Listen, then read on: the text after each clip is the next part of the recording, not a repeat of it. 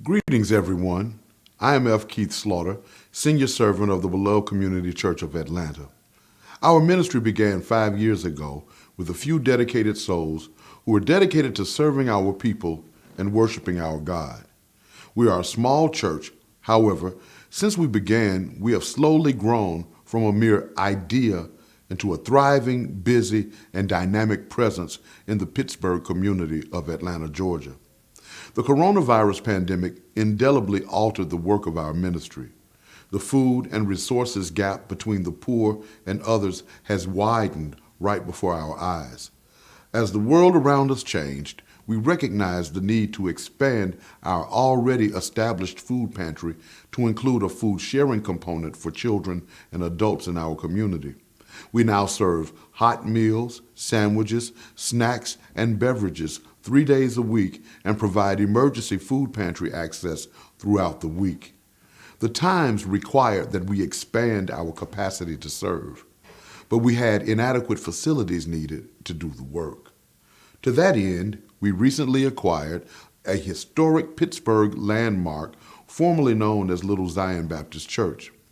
Our plan is to transition our food pantry and resource brokerage center, including a new day shelter component, into the Little Zion Annex of the Beloved Community Church. We need room to grow, and I need your help to make it happen. The food pantry will give community members and their families access to nutritious food in a clean and healthy environment. The Resource Brokerage Center will connect persons to information and benefits available to them, while the day shelter will create space for showers and personal care, cell phone recharging stations, and other help for our unsheltered sisters and brothers. So here's the ask. I'm asking you to be mindful and prayerful around your possible role in helping us to take care of some good people who need to feel the experience of human love, care, and compassion in the midst of their struggle. After considering the possibilities, I ask that you would share your best gift with us to help us renovate the building, put on a new roof, replace the damaged flooring, and rebuild the handicap ramp to make it a bright, healthy, secure space for healing and restoration to occur. I believe that this is good ground. Won't you help us by investing in making Dr. King's vision of the beloved community a blessed reality? You can help us by cash apping us at $the beloved community. You may also go to my website, Dr.FKeithSlaughter.org, and make a PayPal donation. But however you give, make sure you give to this good and worthy cause.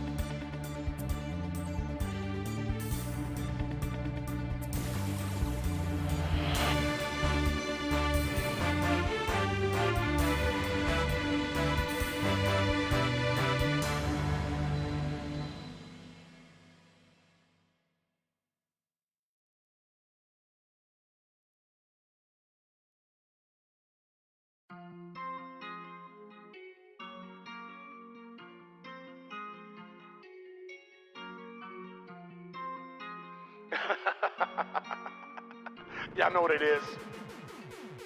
I can't sit at the seat of the scornful. Run away, run away, run away. Those wolves of sheep clothing. Come on. Run away. Take back what you stole from me. Compensate. They keep lying, man, and I can't relate. Run away, run away, run away. Mr. Slaughter D called me Trap Pastor. I talk slow, but you know I rap faster. That right. Hard rhymes, I'm as serious as cancer. Recognize you ain't a slave, you a master. Came here on the bottom of the bowl. That right. Can't flow, so I had to backstroke. Coming up on the verses that I rode. Every day I slang hope, not dough. Black excellence, down with the team. Malcolm X nightmare, Martin Luther's dream. Fight the power, can you feel what I mean? Like Rakim said, I'm a microphone pain. Came south on a special invitation. Say a word on the current situation. No delay, no more hesitation. All you feel still take your preparation. Sucker. You old big head, you quit playing. I can't sit at the seat of the scornful. Run away, run away, run away. Those wolves of sheep clothing. Come on. Run away. Take back what you stole from me. Compensate. They keep lying, man, and I can't relate. Run away, run away, run away. Yeah, so you think you can run away from reality? You think you can run away from the problems? You think you can find yourself someplace else to go where there's no God? Hey, man. Wherever you go, God is already there waiting on you. So stop running. And if you gotta run, tie your shoes. You, Sucker. you,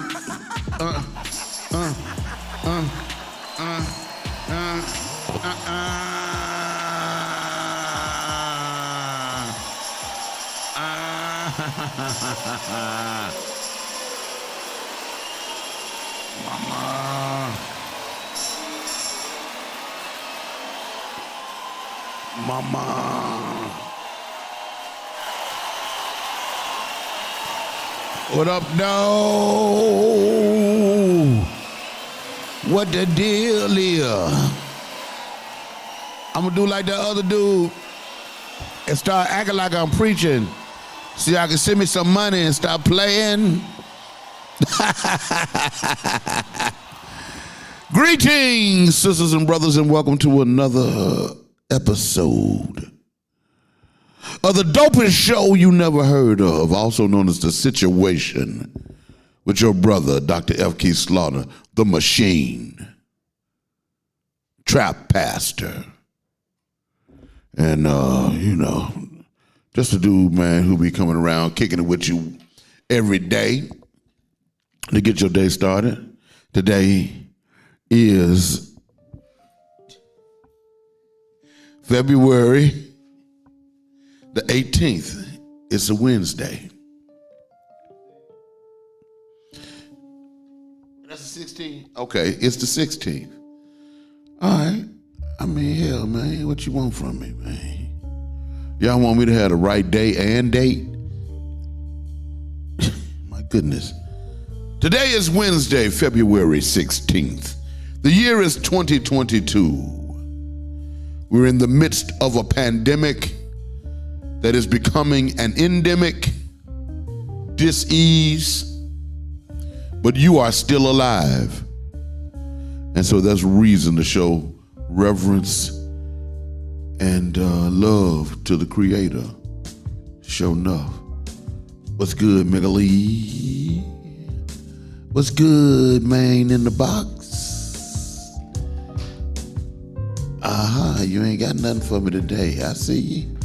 Anyway, man, I'm good. Thanks for asking.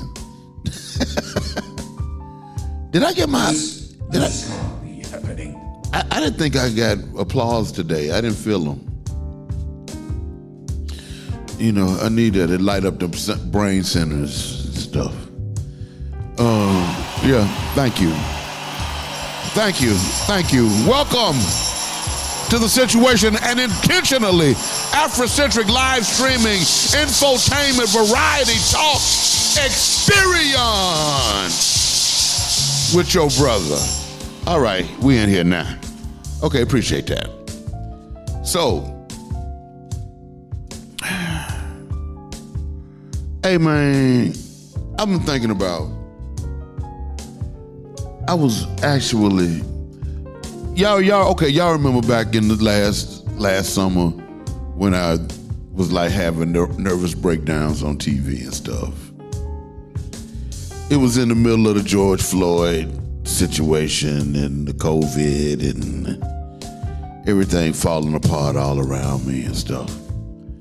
Well, it was back during that time, and I think I spoke to you about it and shared this with you. I used to be saying what George Floyd said when he was on the ground, saying, "Mama, I can't breathe. I can't breathe." And whenever I start feeling stressed now, that is what is repeated in my head. And I started wondering, what the hell is that all about even? And that's one of the indicators that that epoch of American history was traumatic for me.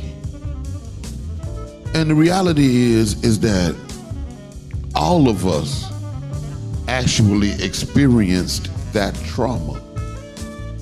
It's called racial trauma. And racial trauma affects anybody who experiences racism. These experiences don't have to be direct. If you're black, for example, repeated exposure to footage or written accounts or spoken accounts of police brutality and murder against other black people is traumatic for those who hear about it or see it. And so when I say, "Mama, I can't breathe, I can't breathe," it's me working out that trauma that all of us have experienced, but only few of us are inclined to actually acknowledge, or actually understand. I had a conversation with a brother yesterday, man, and hopefully we're gonna be doing some work together. And this has to do with getting mental health services to the black people who need them. We gotta get these services to the people who need them. You know, because I've basically had to heal myself. Let God have space to heal me. A lot of us won't make it through like that. Many of us don't have the tools. And even if you do have the tools, when you're in the throes of decompensation, it's difficult to go into your toolbox. And when everybody is exposed to trauma, when everybody that look like you is traumatized, it's hard to find help anywhere. So the church got to be reactivated now. This is how the church regains its relevance. But what we must do is equip ourselves to provide the service that must be provided in the here and now. That's what people want from the church now. Some kind of psychosocial, spiritual intervention to help people engage and make it through these traumatic times, which are guaranteed, I'm talking about guaranteed to get worse. I mean, you can't act, just because you act like you don't see what white folks are doing don't mean that they ain't doing it. They felt your power the last time you flexed. And y'all flexed on behalf of a FN, but still, we flexed and let people see what we do and what we're capable of when we unify. We can change an election even though, hell, the majority of white folks want it one way. We didn't want it that way, so it wasn't that way. See, that's the power that you got. It's gonna be whatever you say. It's gonna be whatever we make it be. And so what white folks discovered is you know what? We can't roll with this regular voting shit no more. Cause these Negroes will come out and vote. So we got to throw some salt in the game. We got to put some boo-boo in the game now. And that's what all of this Republican legislation is about. This voter laws that discourage voting, that make voting more difficult for people of color, for black people, for poor people. And so we're gonna see, man, how crazy stuff gets with warfare being imminent on the European continent as well, with Russia about to invade Ukraine. I mean, hey man, it's gonna get worse before it get better. I'm trying to tell you. But they think they need war. They think they need war because they warlike people. They always ready to fight. And because we are peaceful people, we have to go through a transformation of personality to feel like we want to go to war. So it's gonna get worse before it get better. Until you figure out that you in a war already. And that's the situation. You wanna know what the deal is. I'm feeling good. I'm digging the sound today, Chris. I'm digging the sound, brother. You know what I'm saying? Got me sounding like, you know what I'm talking about? I mean, really talking about something. Just by the sound, you know what I'm saying?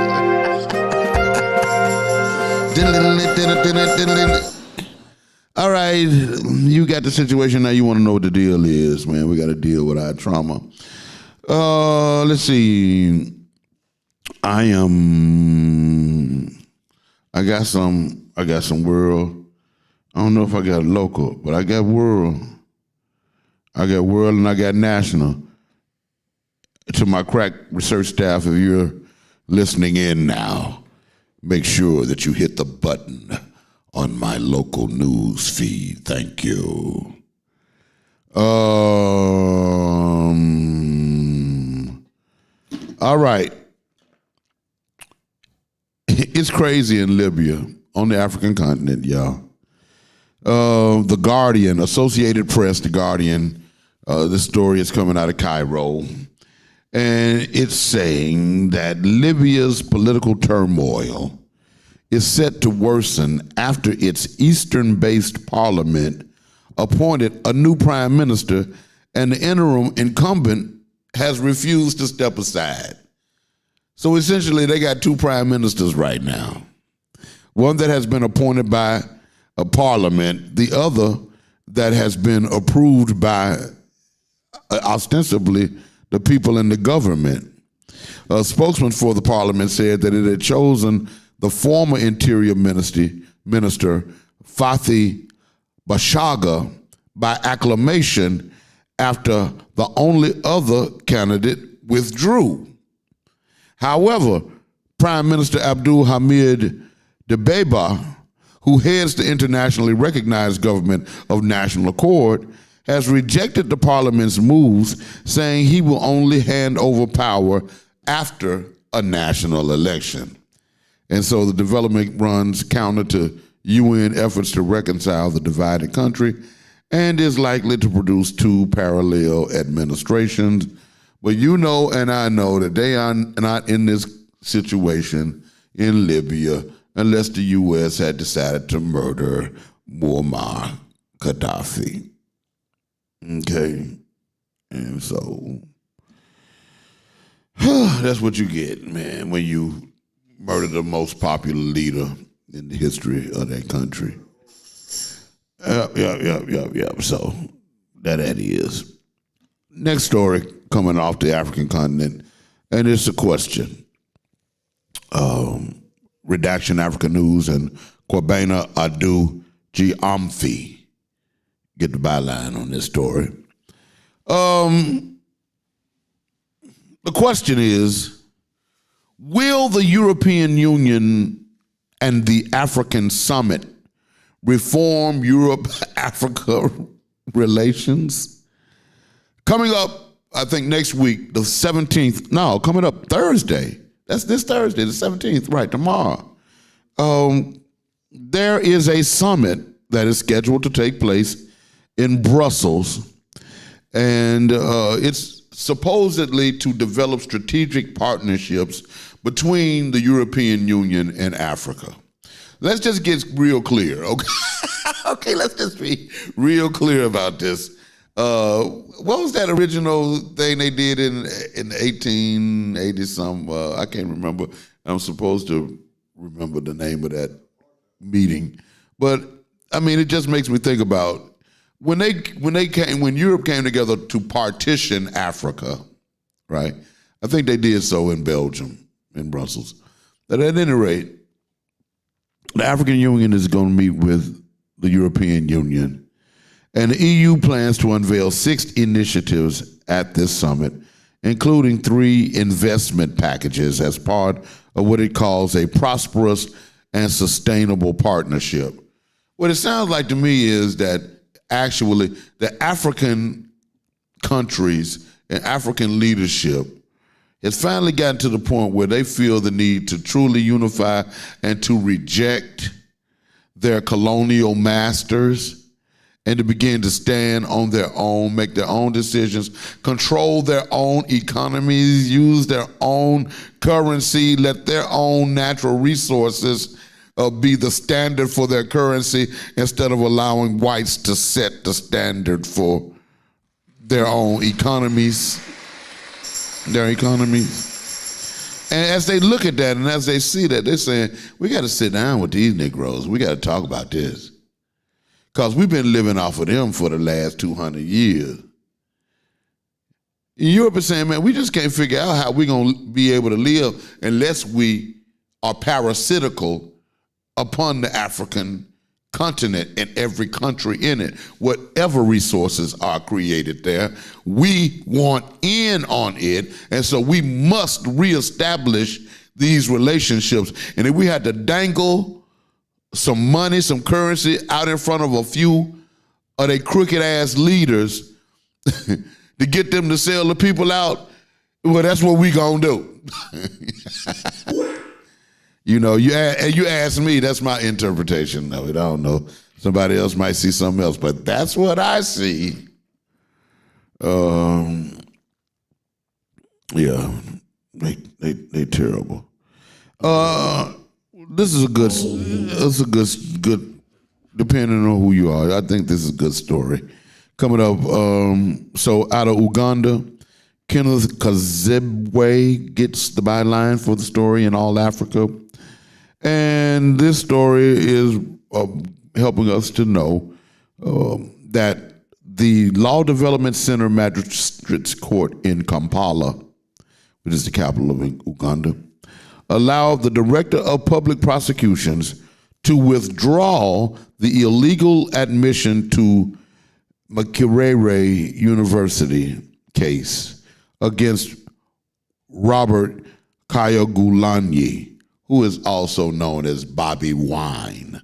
Bobby Wine ran against Museveni, the president of Uganda, and they just started charging him with everything. And so this latest charge that he was like, that they put him in jail for, that he just got out of, was for, they said that he illegally gained entrance into the university of which he graduated, from which he graduated. You know, man, I don't know if it's worse than the U.S. government or the Black Baptist Church. Anyway, they just make up the rules as they go along. Hell, what the hell? That's how we do whatever. You know, new rule, Negro. National news. So they started a trial up in Minneapolis for those 3 police who participated in the murder of George Floyd. One by the name of Tu Tao and he's from Hmong. Somebody look up Hmong for me. Hmong. Hmong. Well, one of them from Hmong. I thought one of them, it's supposed to be a black dude as well. So the one from Hmong is the one down in the bottom, my right hand corner. Might be your left, I don't know. The one at the top left, my left, whatever it is for you, that's the one that already convicted of murder. But them other 3 murderers as well, they participated because he couldn't hold his knee on George Floyd's neck if them other 3 men wasn't holding him down too. Yes, sir. See, they need to stop with this foolishness like it was just one person that committed that murder. We saw it, remember? We saw it. We saw what happened. One man didn't do that. That one punk cracker couldn't have held that black man down by himself if he wanted to get up. Even with his hands cupped behind his back. He could have stood up on his feet if he wanted to. That cracker couldn't have held him down. All of them did that murder. And we saw them do it. If you was in, hey, check this out.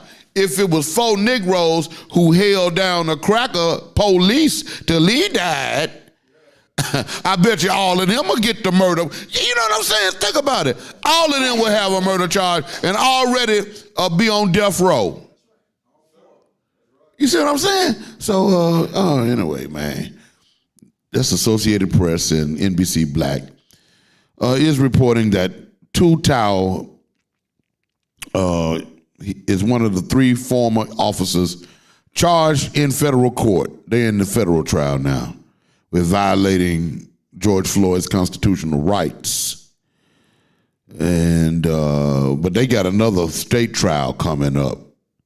They got it delayed and went forward with the federal trial. And that's cool, but they still face these manslaughter charges on the state level. And, you know, y'all playing, the feds playing. What is Hmong, though? Anybody know what Hmong is? Hmong, Hmong. You ever been there, man in the box? You ever been to Hmong? Okay. Well, Bernie Sanders is in the news again, and he's talking about what's going on with Russia and the Ukraine and the nations. John Nichols seems to think that what he is saying, it makes sense. He said he warned that the United States must unequivocally support the sovereignty of Ukraine and make clear that the international community will impose severe consequences on Putin and his fellow oligarchs if he does not change course. Yeah, whatever. They already got their thing. They finna to crank this industrial war machine up and get some of this money back, man.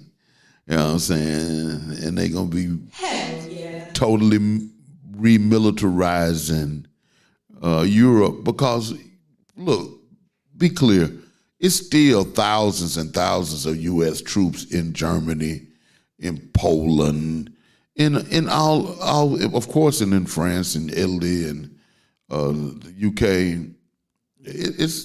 U.S. already got bases and forces set up all over Europe. That's the remnants of World War I and World War II, particularly World War II. It was like, we ain't never gonna have this set up no more where, you know, we ain't already over here when it's time for it to jump off. So Putin knows that. That's why the allegiance between Russia and China is so important. Got to remember, all of this is on the same continent. And this is what I love about white folks. This is what I'm going to tell you. This is what I love about white folks. If you leave them alone, they'll quit bothering you and start killing each other. All you got to do is chill for a minute. And they'll figure out a reason while they try. When they try, what they'll do is get to fighting about who gonna steal your stuff, who gonna get, and then they start killing each other about that shit. They did it in the Civil War. It's a perfect example. They wiped out each other. They gonna do the same thing in Europe like they did in World War II, and they gonna and we gonna sit back and we gonna watch them do that thing that they do, cause they can't help themselves. They warlike, and they gonna do that. So ain't nobody studying about what talking about. It don't look like I got no local news today, so it's cool. We ain't gotta talk about what happened in Atlanta. My crack research team, I really don't see it. Let me see what this is. This from yesterday, ain't it? Yep, so I ain't got no local news today. Yeah. So, oh boy. So that is what that is. So look here, let's do this. Let's take a break. And when we come back, we're going to kick it with special guests in the studio. All right? You know what I'm talking about? Yo, that's what we're going to do, man. And, yeah, that awkward silence was just me waiting for the music to play. You know what I'm saying? And there they go, man. I'm sitting up here and I'm rubbing my knees like an old dude, because that's what old dudes do. You rub your knees. You know what I'm talking about? The name of the show is A Situation. It's the dopest show you never heard of. And so you can remedy that by helping other people get hip to what's going down around 11-ish to around 1-ish, Monday through Thursday on the Beloved Community Network. This is The Situation. I'm the machine, your brother. And you know how I get down each and every day, Monday through Thursday. So tell your people and tell your people's people to go to trappastor.com. That's trappastor.com. Scroll to the bottom of the page. Once you get there, choose a platform by which you will engage this content. Facebook Live, Instagram Live, Twitch, or YouTube. And if you choose YouTube, make sure you subscribe to this channel. Blow it up. Make us just as famous as you make these stupid ass people out here. That ain't talking about shit. All right, blow us up like you blow them up. And send me some money. Stop playing. I mean that too, man, because we trying to make it happen around here. $, the Beloved Community, $, THEBELOVED, COMMUNITY. All right. Start asking for money and start choking here. Money. We'll be black, man. Stay tuned. Don't go nowhere. Can I hear that? That's what I'm talking about. Whatever you do, you old big head rascal, you. I see you on the other side of the break. We're open. We're open. Yes, we're open. We are open, and Sandtown Pub is ready to serve you. We're taking precautions, wearing masks, wearing gloves, sanitizing, and practicing social distancing. We've even partnered with local leaders to hand out free masks. So stop by and enjoy our outdoor patio, dine in, call ahead for pickup, get Uber Eats and DoorDash delivery, or order online at www.sandtownpub.com.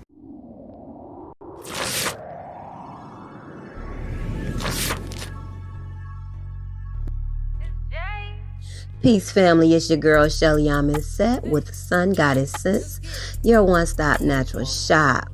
We are located at 4140 Jonesboro Road, booth 225, inside the Forest Park International Discount Mall in Forest Park, Georgia. Come check us out. You can get your health and beauty items, aromatherapy, skincare, Pan-African apparel, and more. You can reach us at 404-434-7963 or sungoddess_sense on IG, or sungoddess.sense on IG, or Sun Goddess Sense like page on Facebook. Peace.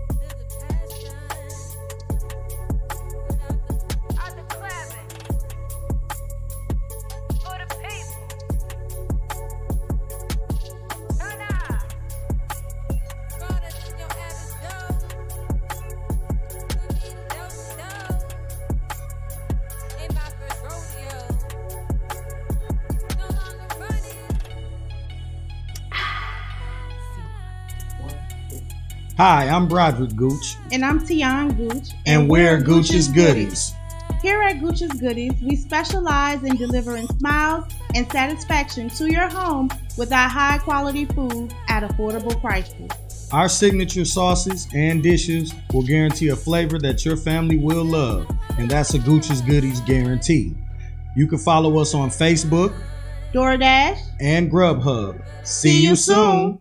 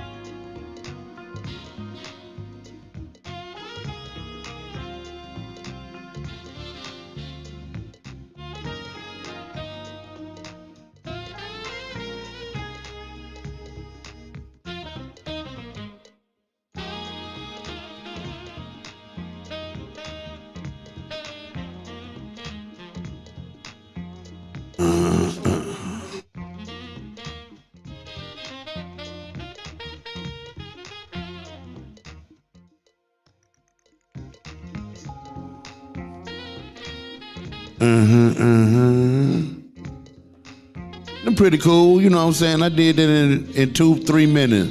Didn't even know I could do it. And then, you know, they try to fix it where you can't get it. So I just took pictures of it, you know, and then, you know, hell, whatever. Screenshot is a mug, boy. Yeah. Unless you the one getting screenshot. What? Welcome back to the show. This is The Situation, an intentionally Afrocentric live streaming infotainment variety talk experience. I'm your brother, the machine, Dr.FKeith Slaughter. Below me, I don't know what they cooking today, but it smells good. Coming up from downstairs, whatever it is. Pulled beef. Pulled beef. All right, then. Pulled beef. Pulled beef. That pulled beef.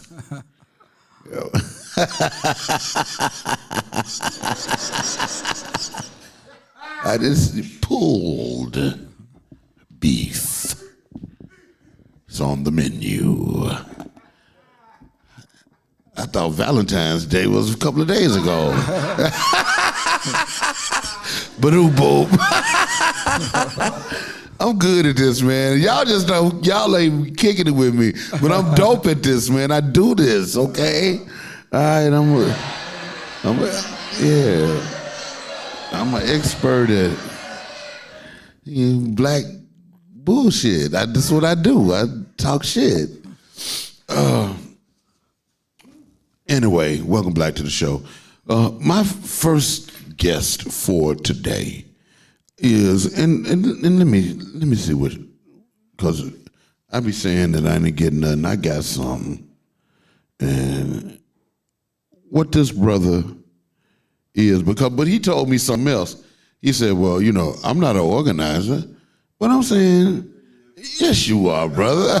You know, this brother is a multi-talented man. And what he concentrates on is connecting resources to help people battle homelessness. Part of the Black Youth Congress, which also strives to serve youth in the community. He's battled homelessness and abandonment to reach a place where he can now lift people up. And so, ladies and gentlemen, sisters and brothers, please join me in welcoming our dear brother, William Dukes. Thank you. William Dukes. Thank you, my brother. The connector. The connector. Thank you, my brother. I'm doing good, brother. Turn Brother Dukes up, man. Let him, cause so he got to holler. Brother Dukes, what's good, man? How you making it? I've been doing all right. You know, I'm making it because I have to make it. You making it because you got to make That's it. right. Hell yeah, we got to make it. We can't stop pushing. That's right. You know, the alternative is just laying down and falling out. That's not a viable choice for the strong black man. Yeah, we got to stand up. I'm glad you came through to kick it with us today, brother. Yes, sir. You the connector. Tell me where that moniker came from. Why are you called the connector? Well, first thing is that, you know, with my history, pretty much growing up around a family with both Muslim and Christian background. Mm-hmm. So I pretty much was influenced by both, you know. Mm-hmm. And as I was getting older, I was, you know, of course, coming to my own conclusions. And I realized the most important thing is to be specific and know what a problem is, identifying it first, before you can actually reach a solution. So that's my whole, I guess that's where the impact of my life come from. Different religious people and even non-religious family members, but yet knowing how to be specific about certain problems, you know. Mm-hmm. Both my uncles were very influential in my life. Your uncles? Yeah, two of my uncles. One of them is an actual preacher and one of them is a Muslim. Mm-hmm. They both were influencing my life as I was getting older.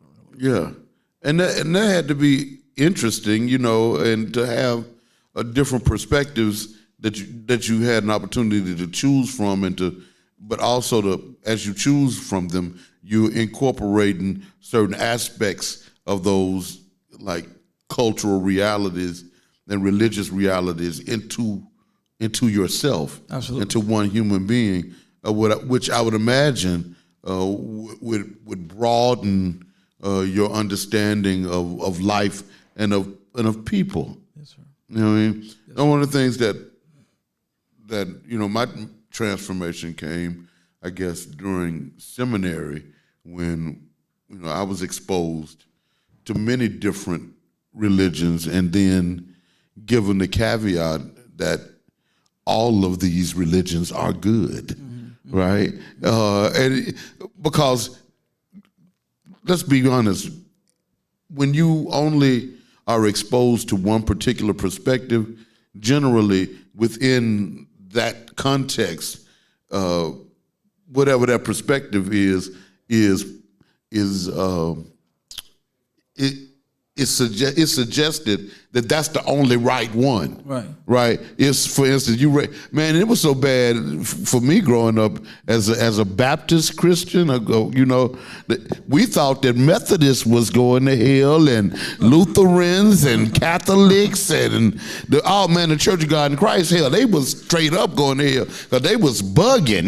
They up in there talking in tongues, and we wasn't them kind of Baptists. We was, we was. Woo, cracker Baptists. Wow. But we thought that everybody else was wrong, yes, and we were right. Right. That was a joke that I used to tell that I had heard somewhere, I don't know.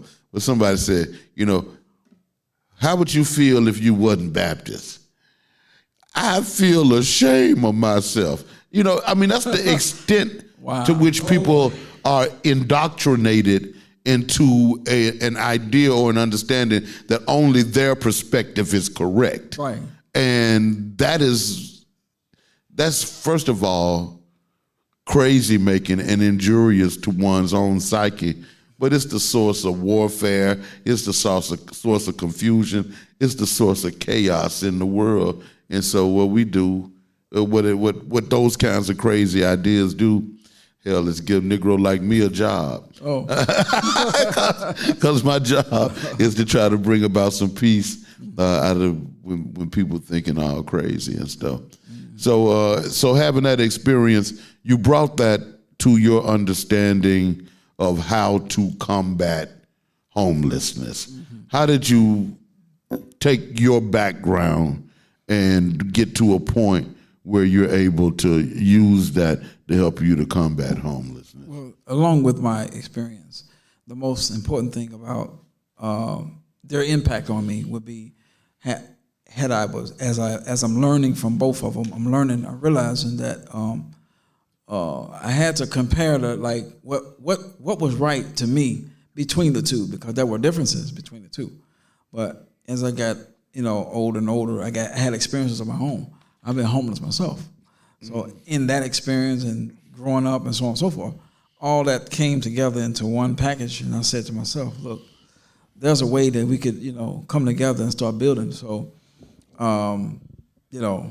it's important, because with my history, my both uncles, I came to conclusions that one uncle was right and this was wrong in my own mind, And then as I got, like I say, older, I said, well, I'm concluding that this is the right thing. So I came to my own mind.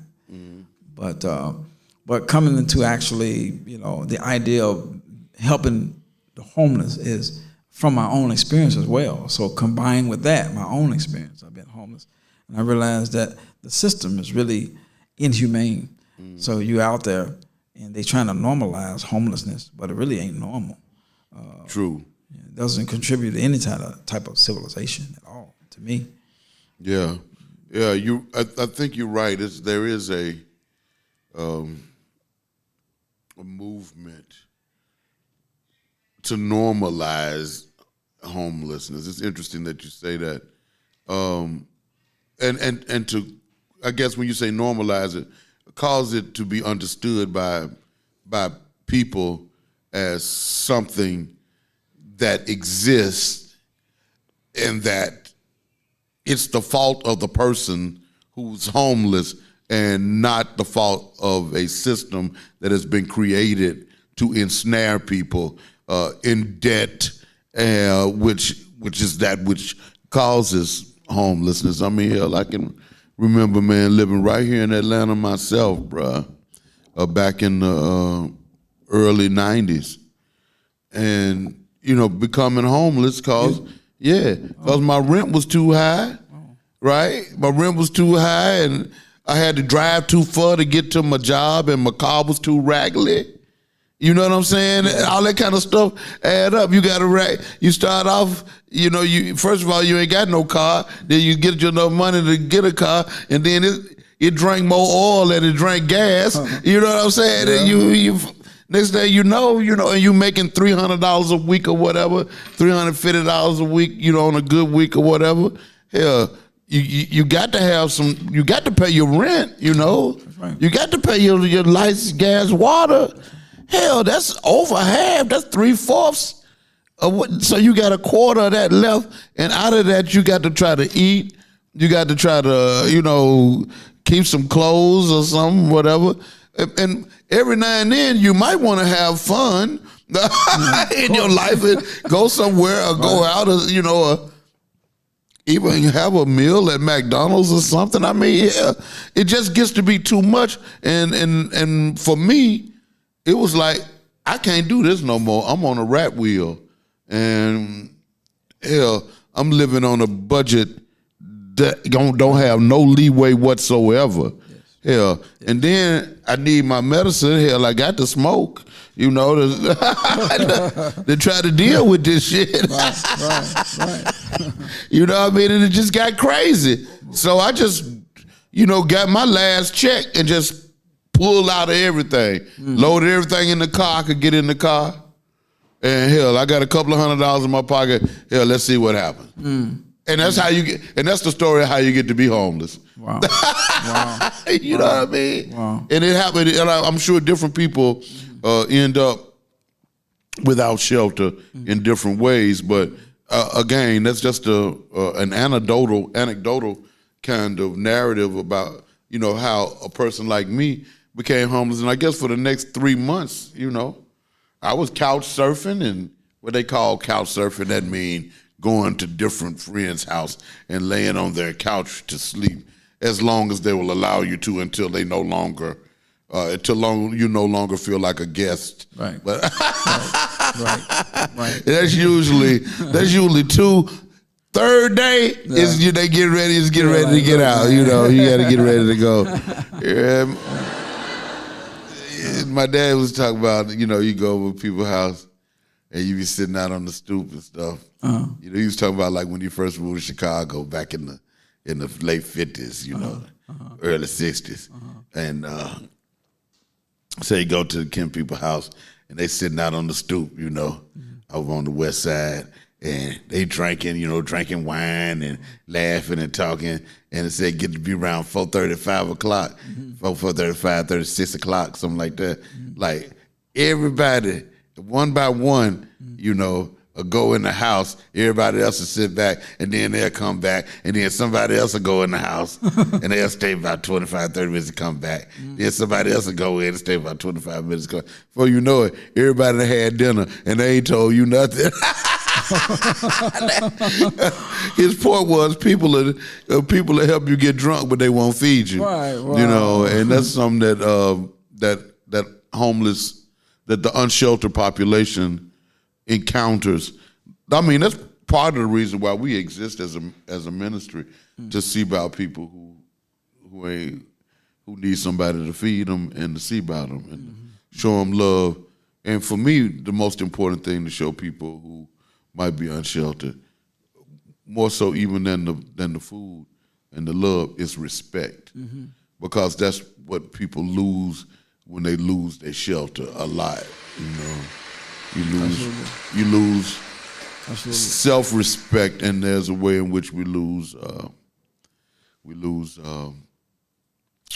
respect of the community, because people think that you're homeless because of a mistake that you made or something that you did that caused yourself to be That's right. in the situation you're in. So what kind of programs or interventions have you been a part of to try to help people who find themselves without shelter?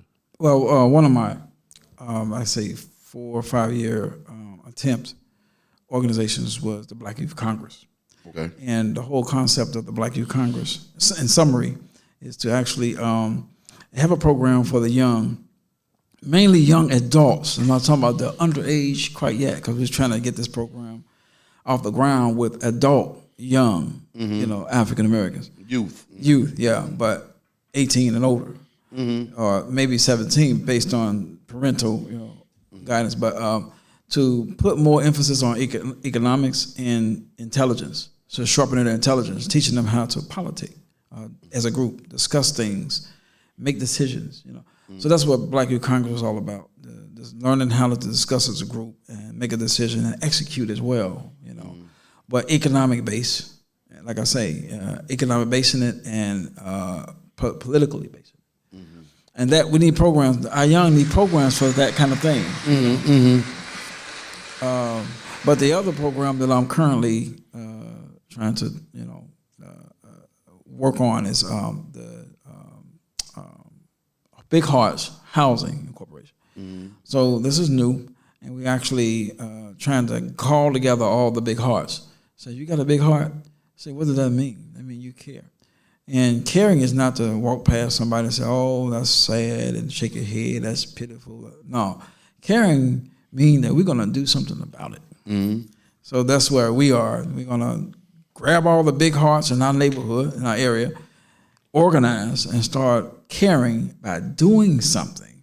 So we have a little program. We got little strategies that we have. So the details is, it may take all day, but so it's time for the big hearts to get together and do something. Okay, how can people become a part? Yeah, how can people become a part of Big Hearts? Well, connect with me or Sister Courtney. And how can people connect with you? Yeah, my phone number and my email as well. My email mainly is blackunity07@gmail.com. blackunity07@gmail.com. That's how you get at our dear brother William Dukes. And I want you to reach out to him if you got a big heart and you want to do something to be helpful to people who are attempting to provide solutions for homelessness and the unsheltered community. Holler at William Dukes, all right? With your big heart, self. All right. Ladies and gentlemen, sisters and brothers, put your hands together for our dear brother, William Dukes. Thank you. Thank you. All right, y'all. We're going to take a quick break. When we come back, on the other side of the break, I got our man in the streets. And I really mean in the damn streets. So y'all stay tuned. We'll be back in a minute with more of the situation. I don't know what happened to him really. Yeah.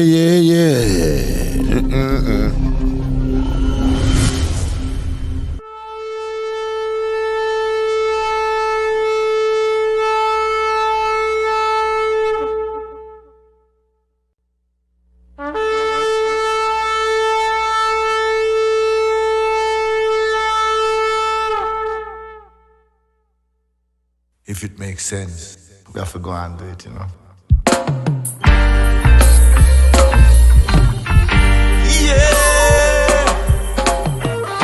Yeah, what I man say. Right now. But each and every day I say, oh people now. Yeah, I say, freedom.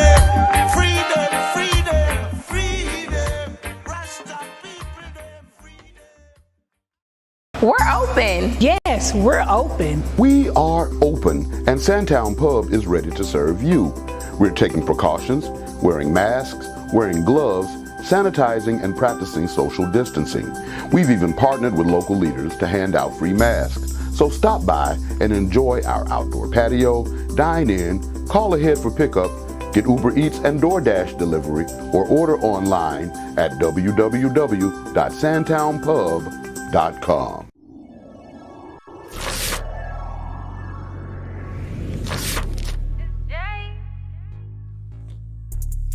Peace family, it's your girl Shelly Set with Sun Goddess Scents, your one-stop natural shop.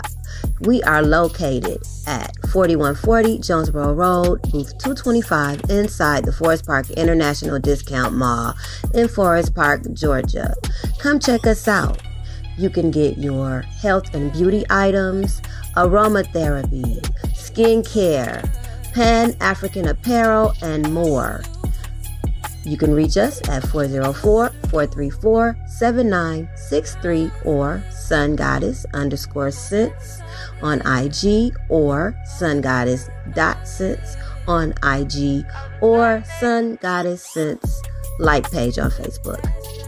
Peace.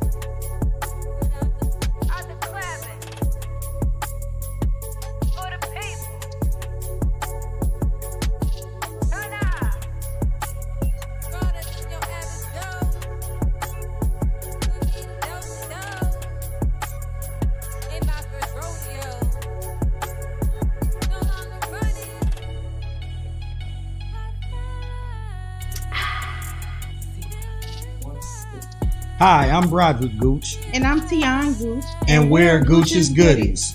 Here at Gooch's Goodies, we specialize in delivering smiles and satisfaction to your home with our high quality food at affordable prices. Our signature sauces and dishes will guarantee a flavor that your family will love, and that's a Gooch's Goodies guarantee. You can follow us on Facebook, DoorDash, and Grubhub. See you soon.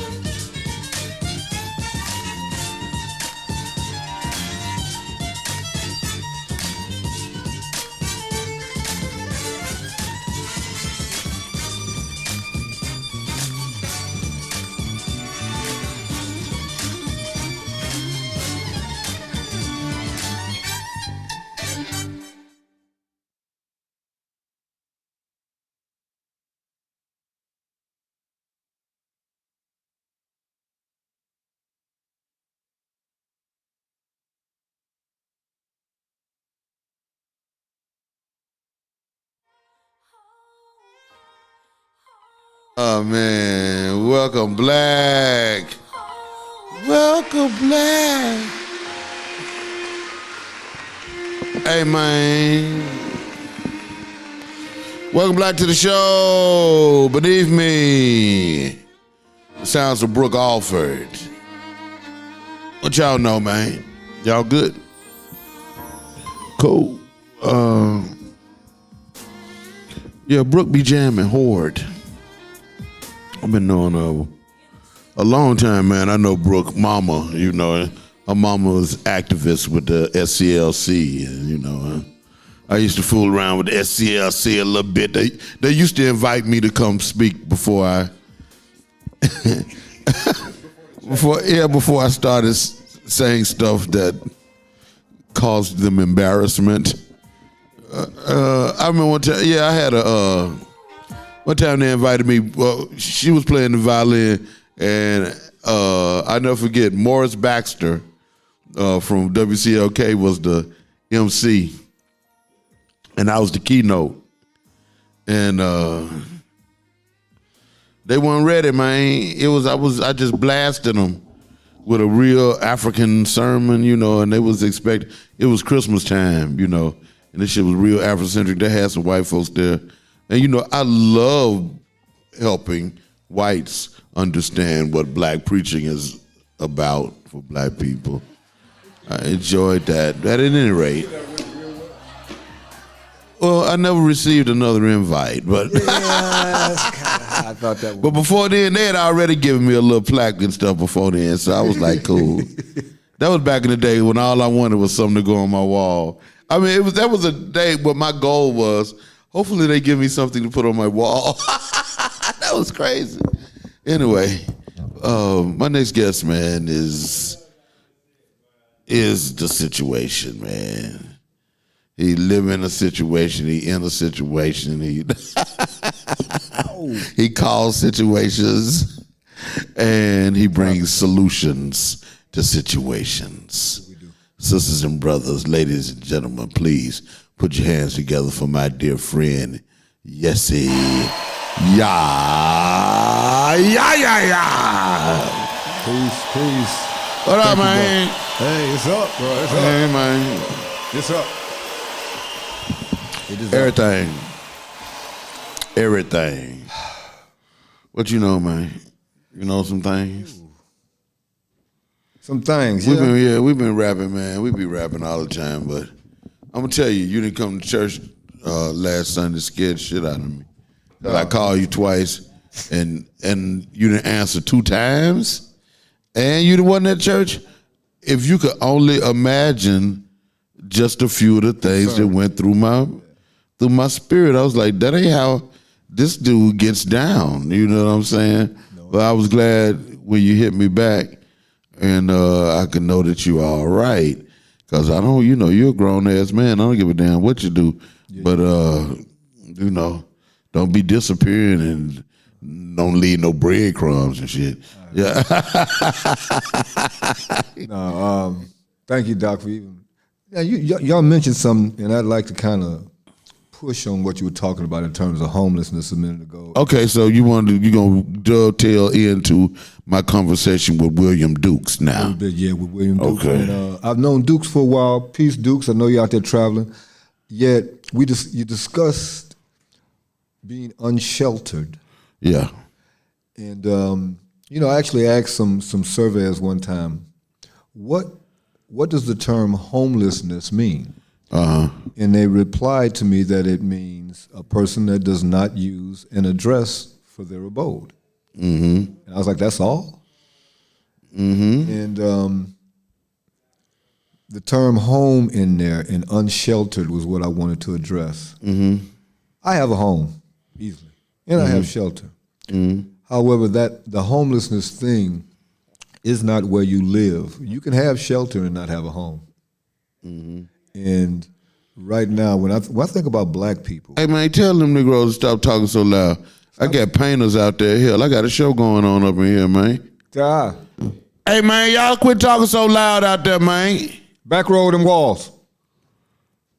All right, go ahead, brother. I'm sorry. That's it. Yeah, I mean, so, you know, you know what? Let's have this conversation, man, because I don't know oftentimes how to address your living arrangement. And I sometimes feel awkward. I understand. Because I don't know what you want said and what you don't want said. I don't know if you give a damn what people think or if you don't give a damn what people think. I don't, all I know is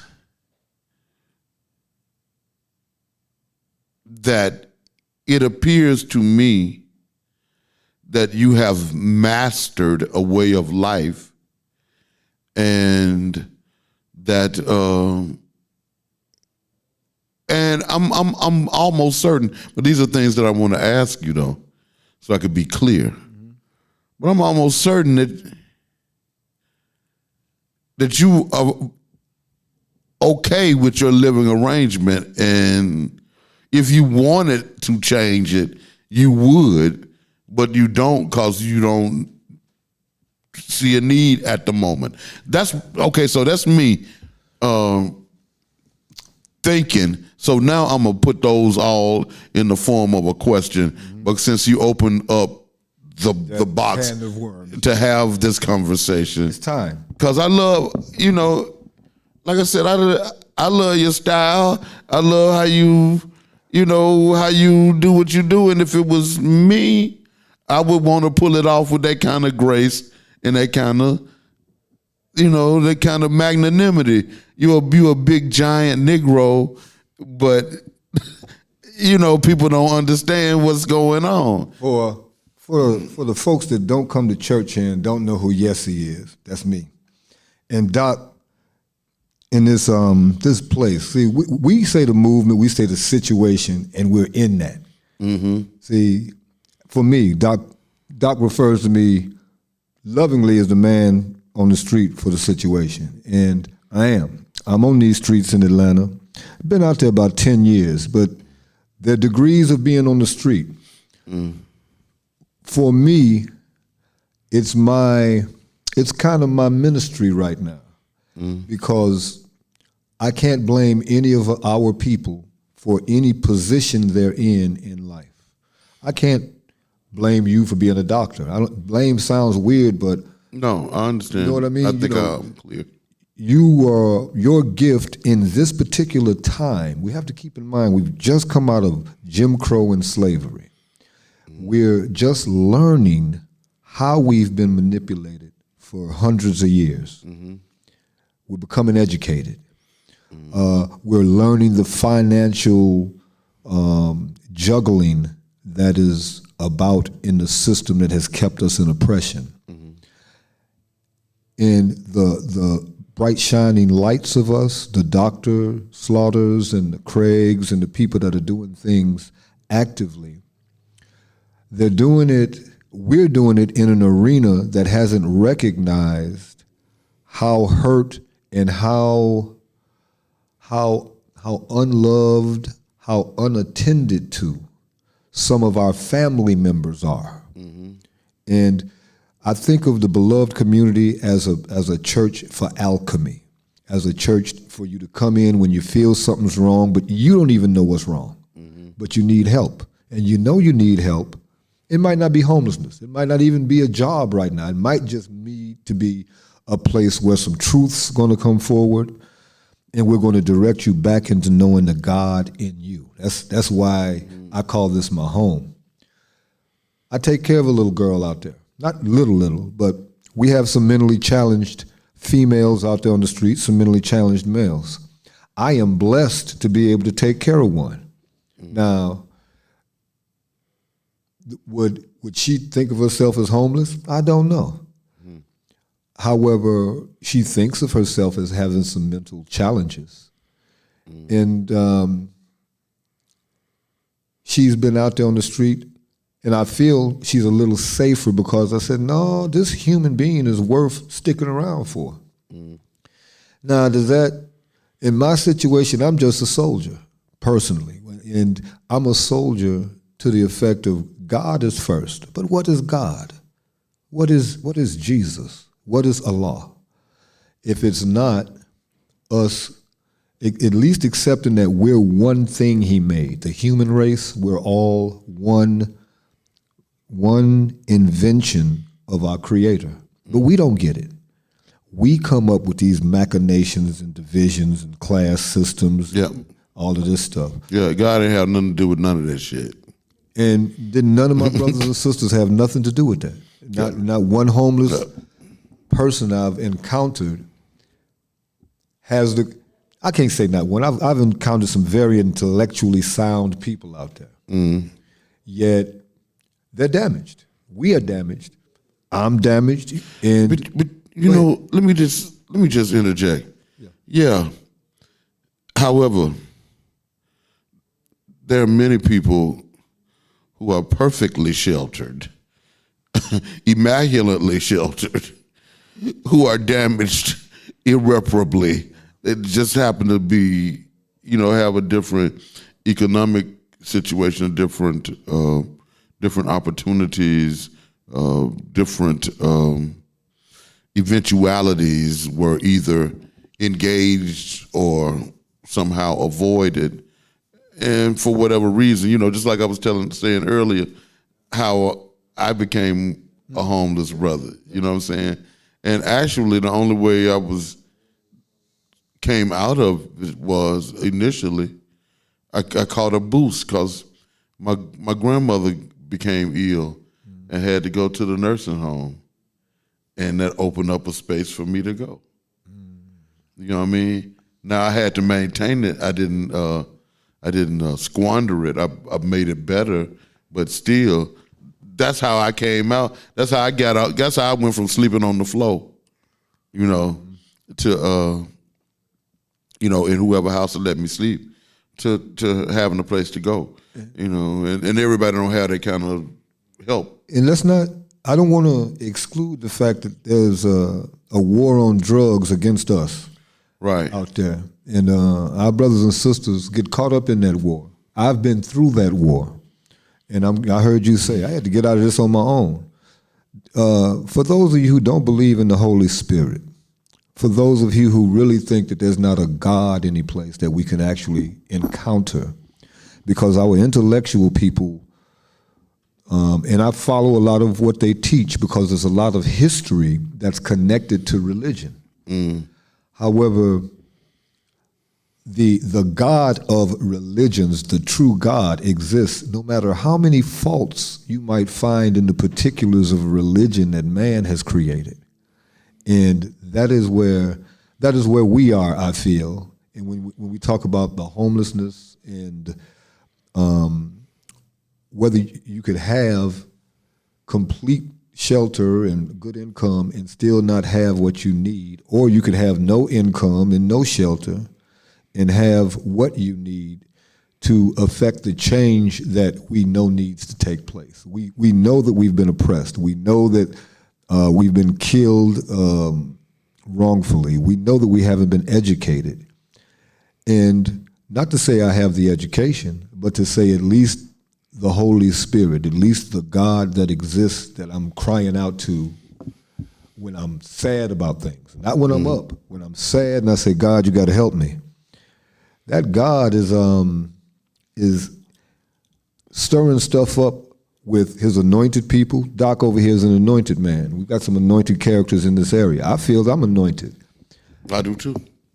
And we are making change. We are here for those who are homeless, truly homeless, don't have love. And we don't know where you're at right now. That's why I'm the man on the street. I got to walk around on these streets and get backup from you people that have something. You middle class people, you haves. Oh, Doc, did I tell you I watched the haves and the have-nots? We talked about it a couple of days ago, and it threw you off a little bit. Man, nah, I don't watch a lot of television, Doc. Right. And well, if you just getting into TV and hadn't seen it in a while, that ain't the show to watch. And oh Jesus! What I got out of it was, the desensitization of us in society. We like to feel like, oh, we done made it. We got this, we got that. And forget about 35, 50 years ago. Yeah. And the other 6 or 7 million brothers and sisters around you that need you to reach back and grab whoever you can grab and keep going forward. Yeah. It's something, man. Because when I think about haves and have-nots, I always think about just the whackness of not only the dialogue and how they exchange words with each other, but that whole whackness and fake artificialness is reflected in the, and you're a theater dude, in the sets. The sets that they use are elementary, and it looks fake. It's like, the whole thing's like, we ain't even trying to be real. We ain't even trying to make you think this a real TV show. This is just some shit, we got some damn good actors, and they're getting the kind of direction that makes them look like imbeciles. And, and this is to entertain you. This is to entertain you. And Tyler Perry, if you're watching me, bro, don't get mad. Just do better, okay? And the other thing, you take this have and have-nots. You've got a white rich family that's been rich. Why? Because of slavery. Right. Let's not skip over what we are trying to. I get the feeling we're convinced that as soon as we catch up with white people, we're okay. Yeah. We'll be where God wants us to be. Get the fuck out of here. Because see, our best are picked out of us and nurtured into whatever somebody else wants them to be. Yep. While we're really waiting to be developed.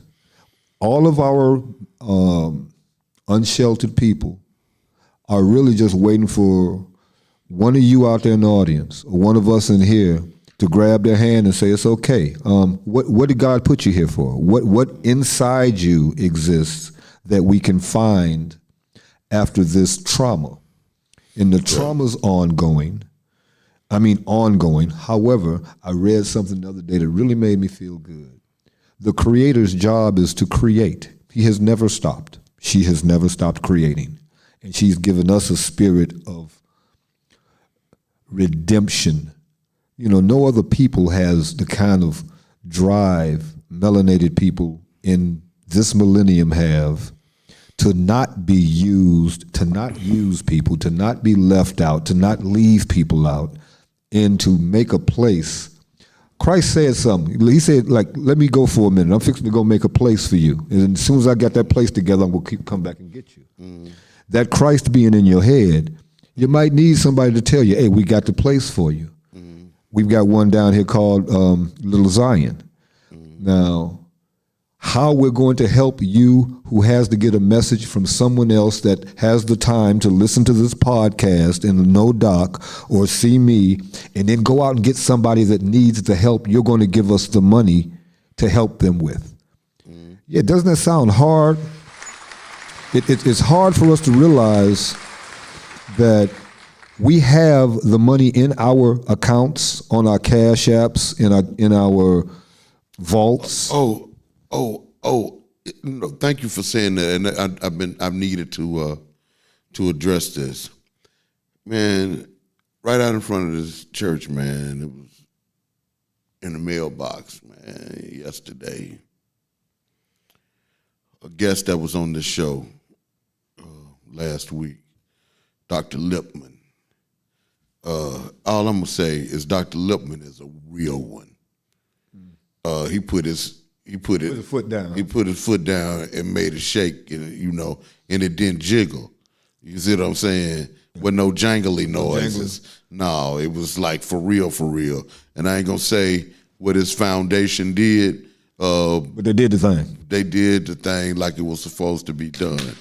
Much love and respect to Dr. John Lipman. For real. Mm. And I mean, and them kind of white folks,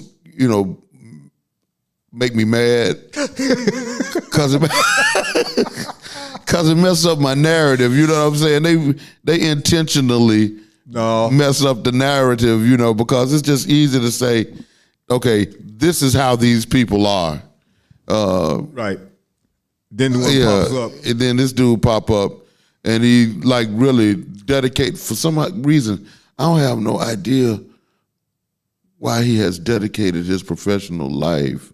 Well, probably because he make money, but you know, he helped in the development of this treatment for that's specifically for black women. You know, it's all women, but black women are more impacted by fibroid tumors, right. And he helped in the development of a procedure that helped to get rid of the fibroid tumors without black women having to get hysterectomies. That's what he primarily does. You know what I'm saying? And, beautiful. And I was talking to somebody about that. I mean, this dude, I don't want to be overly dramatic and hyperbolic about this, but this dude like damn near like Harriet Tubman. I mean, he's saving black women's uteruses, which means that black women had children. Do you see? Yeah. What he's doing is actually fighting against eugenics. Yep. He's putting up a fight against eugenics. What you know what I'm saying? See, that is where I don't like the class situation, but it exists. They're my brothers that I can't have certain conversations with because it just goes over their head. Right. And there's certain brothers I can't have a conversation with, goes over my head. Right. But see, we're a shock treatment here at the Beloved Community. You are the shock pastor. Trap my butt. White folks got to realize we see you. I can't sit back and act like white folks are not in control largely over the alchemy of our society. So Dr. Lipman. Thank you, sir, doctor. We know that there is a spirit across the board of color that is waiting for us to shock you into function. Something Lipman like heard. Lipman. Dr. Lipman heard something, I hope, that inspired him like we try to do each day. If you come up here on Sunday, you will really get some inspiration beyond. This man is a preacher. This man is a preacher I listen to, and I don't like preachers. However, and I'm just letting you know because me neither though. I don't want all of. I love black preachers, but I just don't like what many black preachers do with the time that they have. We know that we're all in a transition of, oh, I got it. Oh, wait, did I get too much? I didn't get enough because I ain't even helped nobody yet. See, if you're out there doing something and you got it, and you're listening to our voice and you haven't responded, it's you that are wrong. We're doing our job. This man preaches excellently.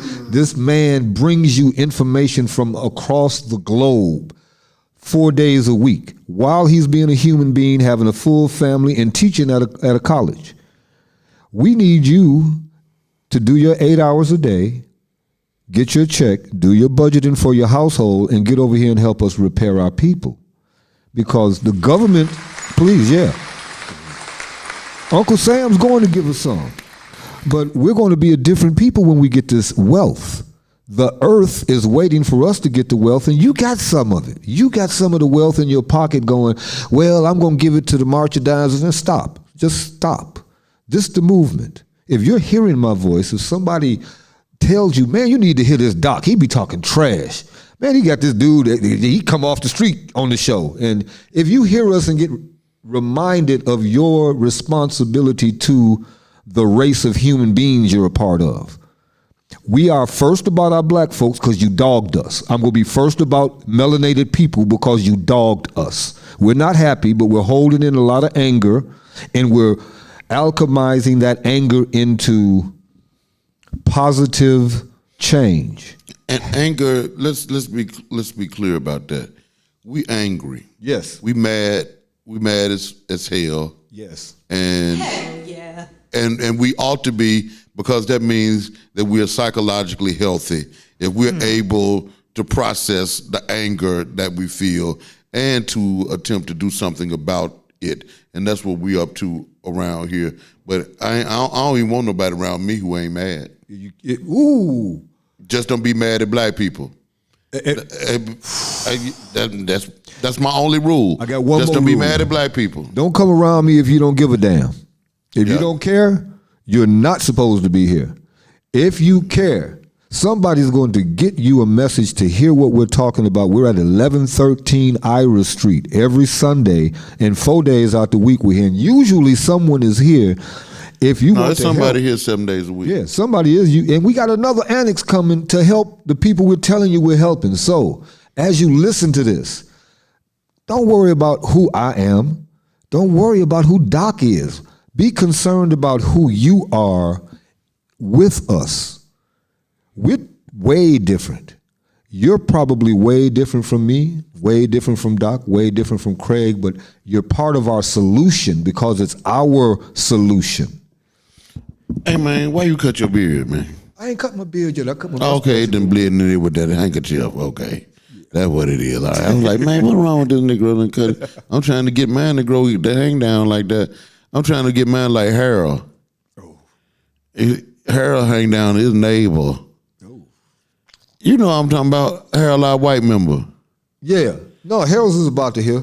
Well, about to hear. Yeah. Well, as big as the belly is, the neighbor probably up to there. Real close. Real close. And my belly keep on riding. My neighbor damn near up under my chin. Hey, just because I got the platform, we got just a touch of time. I don't mean to cut you off, Doc. Harold is a white brother that comes here. Now, some of you will listen to Doc and say, Doc don't like white people. Doc loves people. I can tell you this for sure. He might not be crazy about you personally. I ain't gonna say he like everybody. I'm just saying, don't get it twisted because we're telling you the condition of white America versus black America to get maybe a grayer America that looks like both of us helping each other. But it's not that we dislike anyone of any color. I can't stand a racist. I can let you know now. I don't think Doc like racists. I can't stand an oppressive person. I don't think Doc or anybody in our congregation appreciates anyone oppressing anyone, male, woman, homosexual, mentally challenged, homeless, none of that. I don't play that. We don't play that. If you got an inkling of love in you, you are listening to the right channel and it is calling you here to do some work. And that's real talk. You keep your job, get over here, get some funds to us because we need all the money so that we can change what it looks like. We can change what it does. And it's not keeping you from loving your brother. Don't let the love of your money stop you from showing love to your neighbor. You are just like the stars and the planets are one unit. You human beings are one unit. You do understand that, right? Yeah. Okay, I just want to make sure. And we are. I'm just trying to tell them to play some music so we can leave. Yeah, it's like 12:58. I don't know what y'all think this mean. I'm happy. Let's wrap this shit up. So, man. Doc, give him a number to get some money to us, man. All right, let's go to get at us on Cash App, man. Yes, sir. That's how you do it. Cash App, $ the beloved community, $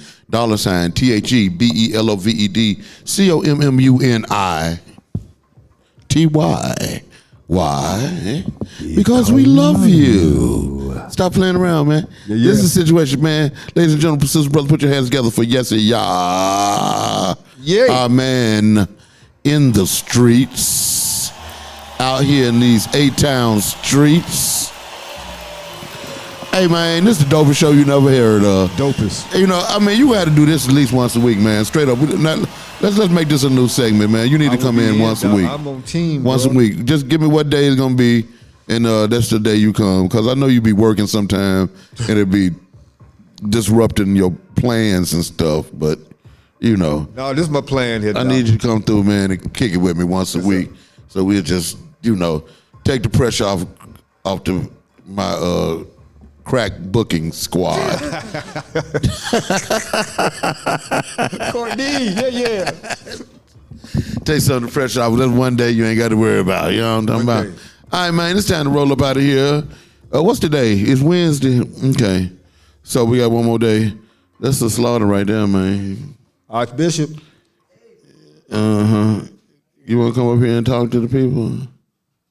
No. Okay, well, hell, I asked. Make the music play, man.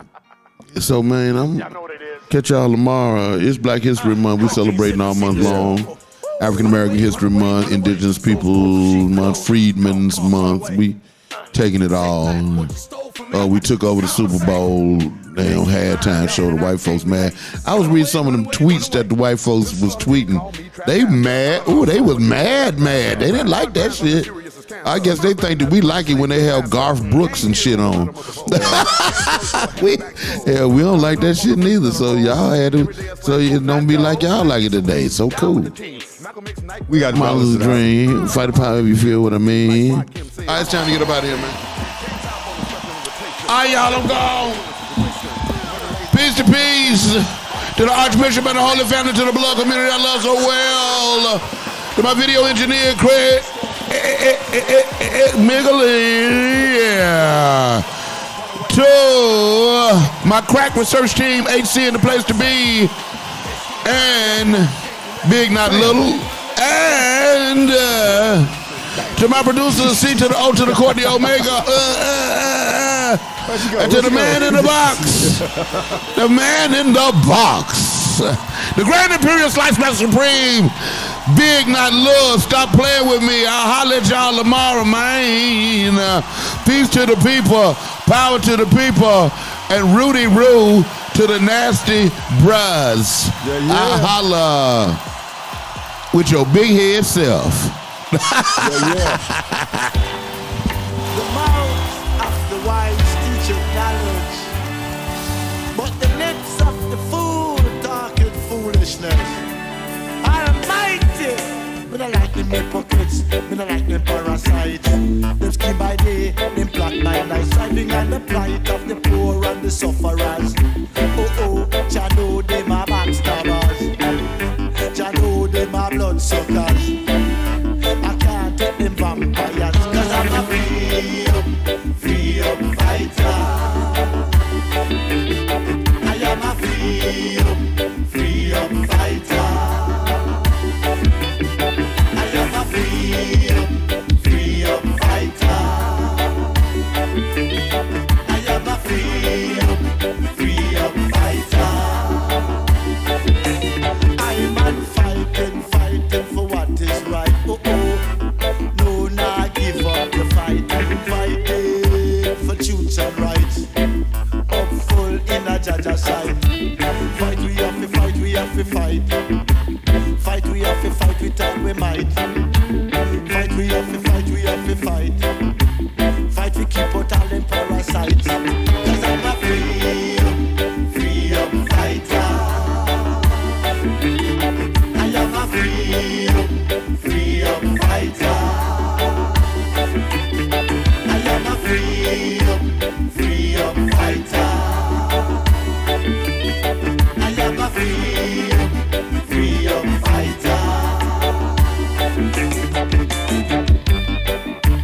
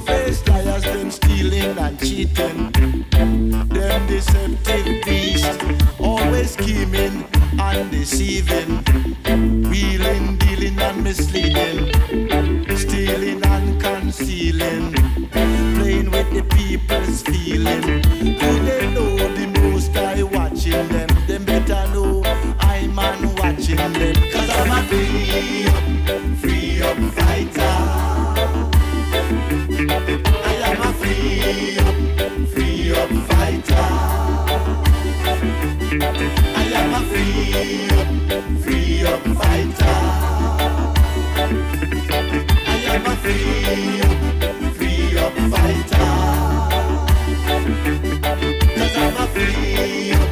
Free up fighter.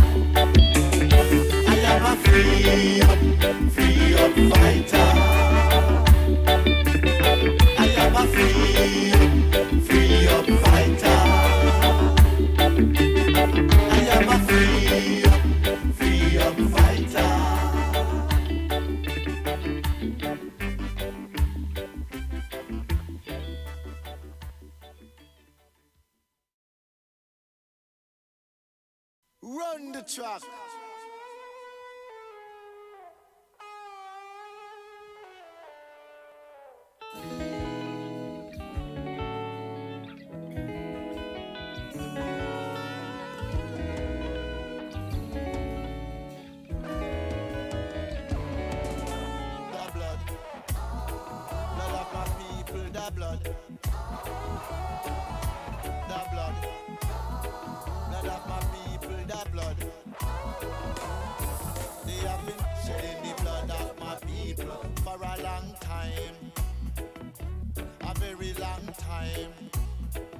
Such a long, long time. I see the blood of my people is the lifeline, the substance of the beast. They have been shedding the blood of my people. They are sucking the blood of my people. Oh, it's the nature of the beast. Nature of the beast.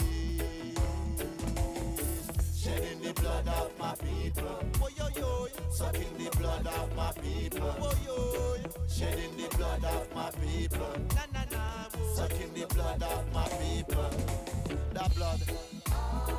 Blood of my people. The blood. The blood. Blood of my people. The blood. No more. They devise all kinds of weapons, then using them to kill my people. Some are famous, dangerous and deadliest weapons. ICBW, chemical and biological weapons, like AIDS and Ebola, weapons of genocide against my people. They're instigating strife and war among my people, setting up the climate for the blood to run. The blood have to run for the base to feast. Oh, it's the nature of the beast. Nature of the beast. Shedding the blood of my people. Sucking the blood of my people. Shedding the blood of my people. Sucking the blood of my people. The blood. Blood of my people. The blood. I cry. The blood. Blood of my people, the blood.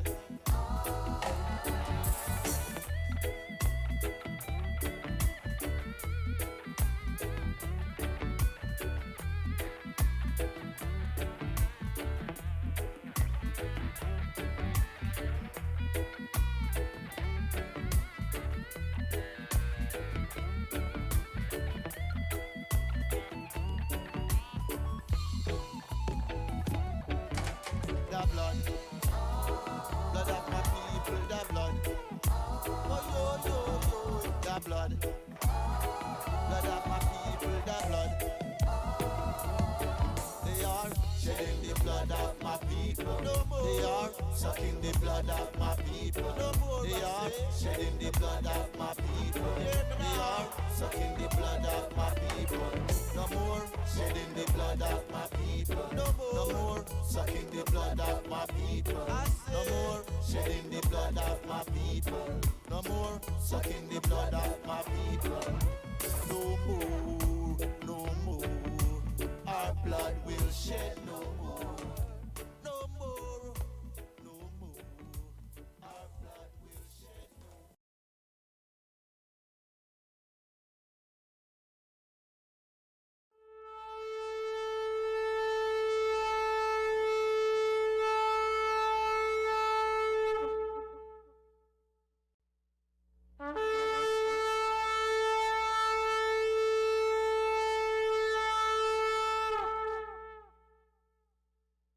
If it makes sense, we have to go and do it, you know. Yeah. Hear what I man say. Right now. But each and every day I say, oh people now. Here I say,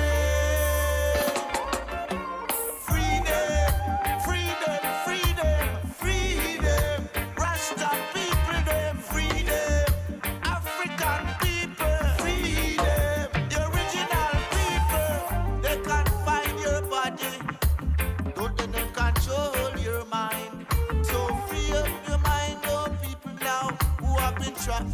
demons of the beast, they are trying to destroy your mind and spirit, your heart and soul, your divine control before they violate your body and destroy your world.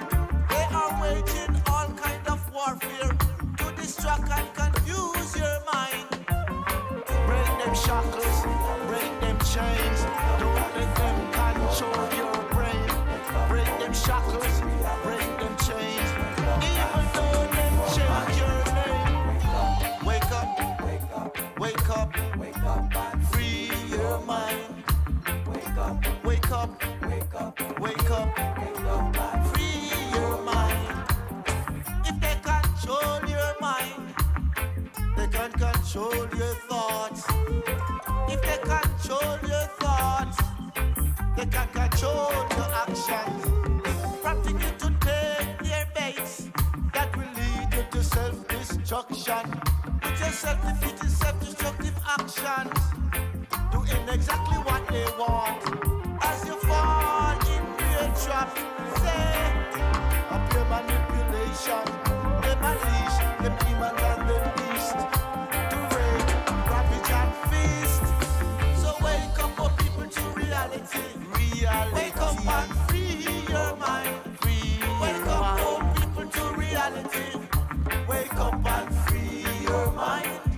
Wake up, wake up, wake up and free your mind. Wake up, wake up, wake up and free your mind.